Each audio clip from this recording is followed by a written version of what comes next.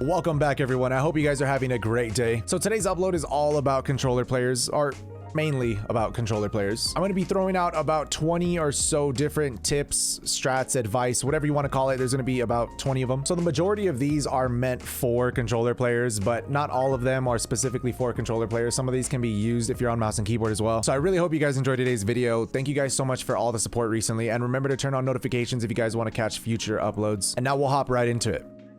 So we all know controller looting is bad, especially when you're in a situation where you need to swap armors and be moving at the same time. Now, some people do the hybrid thing where they switch to mouse and keyboard to loot, and some people even like to use those foot pedals, but that's not very practical, and if you're on console, it's just not gonna happen. So there's a few different ways I like to swap armors on the fly. My favorite is just the simple jump technique. Right when you get to the box, as you're pressing square, you're gonna press jump, and then you have about a second or so where your character is in motion in the air while you're still in the death box. And that gives you a second or so to swap armors while you're in motion. Another option is the sprint and loot. Now this is one where you need to time it a little bit better. You have to push your left analog stick towards the box that you plan on looting, and as soon as your loot keybind pops up while still holding the left stick forward, you'll enter the death box inventory, but you'll still be in a sprint. There's like a 5-foot radius where you can stay in the death box while running, so after about 2 seconds or so, it'll kick you out of the death box automatically and you'll still be in your sprint, and that's just enough time to get an armor swap or a little ammo. And this third one is the jump and slide, and it's a little bit harder than the other two, but it's kind of similar to the first one. Now you'll see right here, I'm going to come up to the box at a certain angle, and when I jump, instead of just jumping straight in the air, I jump to the left or to the right a little bit at a certain angle,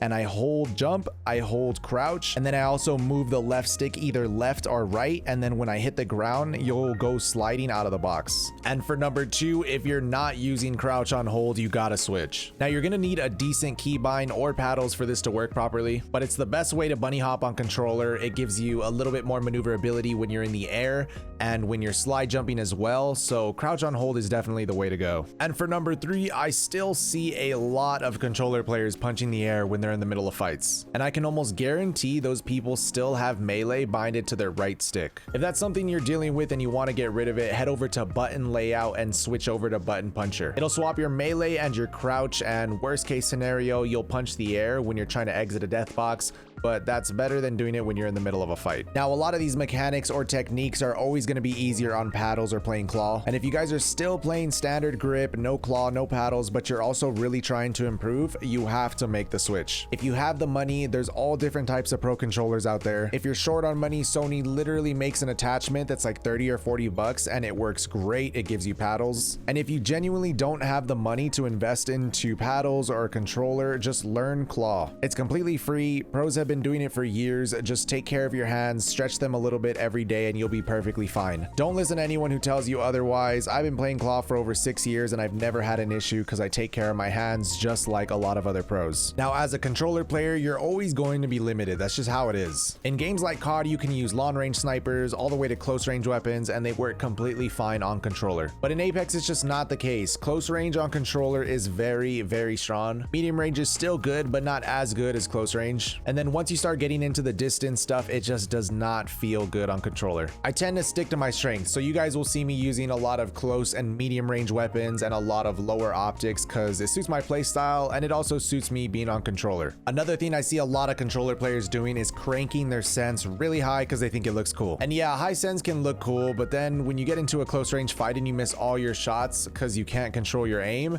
it just doesn't seem worth it. Now, if you're struggling to find a sense or you feel like you're not accurate enough, start at a lower sense and slowly work your way up. Now, I've said this before, you can avoid the majority of long range fights, but you can't avoid the close range ones. So if you can't control your aim close range, then something has to change. And for number 7, I don't know who needs to hear this, but stop using your left thumb to heal on the directional pad. We're in season 9, whip that left index finger out and smack that up button so I don't have to see you go stationary for 3 seconds just to pop a battery. No, but honestly, you need to learn how to heal with your left index finger if you're not doing it already. Once you learn how to do that, you can start adding in slide jumps and little movement stuff with it, and it just makes healing so much easier. Now, this is actually a habit that I'm trying to break myself, and I notice a lot of other controller players have this same habit. We gotta slow down on the crouch spam. The thing with controller is that it's not as responsive, and most people don't play on a high enough sense to adjust their aim every time they crouch. So instead, you go from ADSing at their head to their torso every time you crouch, and you miss out on a lot of headshots, and there's just more cons and pros when doing it. So instead of spamming crouch as fast as possible, try to time your crouch every time your strafe changes a direction, and your aim will start to feel a little bit more consistent. Now for number 9, all that pay to win stuff is usually just lies or clickbait, but when it comes to the stock R99 and the stock Wingman iron sights, getting one of those legendary skins with the raised sights is actually really beneficial, and it gives you a little bit more visibility when you use it. And it may just be a placebo, but I really do believe it helps, and a lot of other people stand by it too. So if you have some extra crafting materials, make sure you grab one of these skins right here. Now number 10, I've made a ton of videos on this already, but I'll keep saying it because I still don't see enough controller players doing it. Start hip firing more. Hip fire in Apex is extremely strong. I've even gone as far as to do stuff like unbind my ADS button so that I'm forced to hip fire for a few games just to try and improve it. And the movement in Apex is already very fast, and most people don't play on a high enough sense, so there's a lot of situations where you can't track somebody fast enough when you're aiming. So hip firing in those situations is definitely the way to go. It'll match the speed, you keep your mobility, and I mean, it just looks awesome too. Now for number 11, these are a bunch of quality of life things that will just hopefully make your life a little bit easier when playing Apex. Number 1 is damage feedback. Now if you're dumb like me and you don't want to do addition in the middle of a fight, then change this option to stacking. It'll add the damage for you and give you one number instead of a bunch of different ones. And this is just to reduce all the clutter and animations on your screen when you're fighting. Number 2 is auto sprint. I can't possibly imagine having to click my analog stick every single time I want to sprint. If you're on mouse and keyboard, it's a little bit different, but if you're on controller, you should 100% be on auto sprint, because all you have to do is inch your analog stick forward just a tiny little bit when you don't want to sprint and you want to walk or you want to slow jog, whatever it is. Now number 3 is change Valkyrie's jetpack from toggle to hold. You'll fat finger the jetpacks a lot less, which I know for a fact is everyone's biggest issue when they play Valk. Number 4, now this is just preference, but I hate being in a death box and right before I click something, I get shot and it kicks me out. So this allows you to change that. When you take damage, you won't get kicked out of the box. You have to manually do it yourself. But like I said, it's just for preference. Personally, the camera bouncing up and down when your character is moving gives me motion sickness. I don't know about you guys, but minimal sprint view shake is a must for me. And back to number 12, we all know knockdown shields can be really annoying. There's no surprise there. But there's something about you needing their armor or the enemy team having a lifeline that just makes you want to insta-thirst. And being able to thirst fast means you're able to loot sooner. All you gotta do is get right in front of the down player. While aiming down at them, I'll strafe one way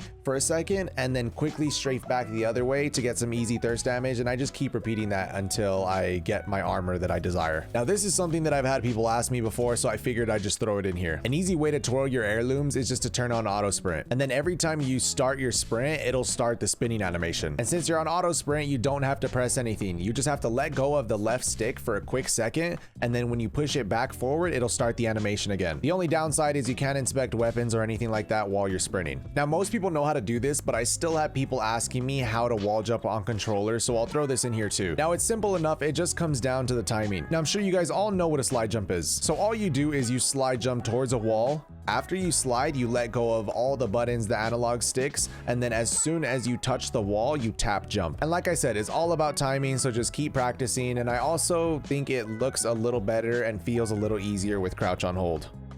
Now number 15 is something you've probably seen your favorite streamer do. And even though it just looks flashy and it's not very practical, it actually has its uses. Now this is just another form of a wall jump. It's just an alternative to climbing, and it's the exact same setup as a wall jump. So you're gonna slide jump towards a wall, but instead of letting go of all the buttons, you're gonna keep the left analog stick pushed forward throughout the entire motion. And then of course you still tap jump as soon as your character hits the wall. And then instead of jumping away from the wall, it'll keep your character close enough to it that you can actually reach the edge without having to climb. Now for those of you guys have seen my old hand cam videos, know I play claw when I loot, and then I swap back to normal grip when I'm fighting. Now I do that because, like I said, looting on controller is already pretty bad, so you have to work with what you got. So when you add claw to looting, you're actually able to point at all the loot while moving, which can really speed up your looting process. And when you're not looting, you're fighting, and when you're fighting, you're improving.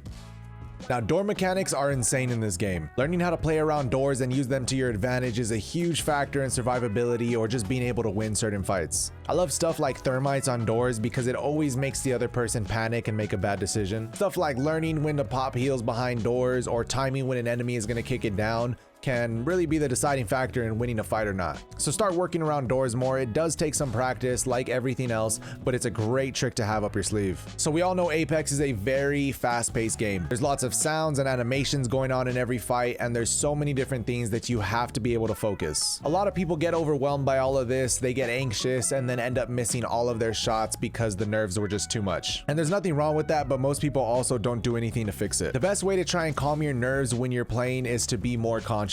You have to remind yourself to breathe and to focus on the situation, your aim, the enemy, whatever it is, rather than mindlessly going through fights with no awareness at all. So the most important thing about playing on controller would probably be your aim. And we aim with our right thumb, and the way controllers are made, the most natural way to press triangle, square, circle, all of those would be with your right thumb. So it's going to make it extremely hard for your aim to be top tier if your thumb has to aim, press triangle, circle, square. So the best thing you can do for yourself to improve your aim is to have your thumb focus solely on the right stick as much as possible. And like we said, paddles, claw, or even just remapping the buttons can really help so that your thumb can focus solely on aiming and not have to worry about other buttons on the controller. Now finally, number 20, start rewatching your deaths and your mistakes. This is by far one of the best ways to improve. Seeing and pointing out your mistakes can really help with your decision making. And if you have certain habits or you're making certain mistakes that you're unaware of, the only way to catch it is by watching your gameplay back. This is something I do regularly, not just because I'm a content creator and I have to go back and look at my recordings, but because I'm always trying to improve,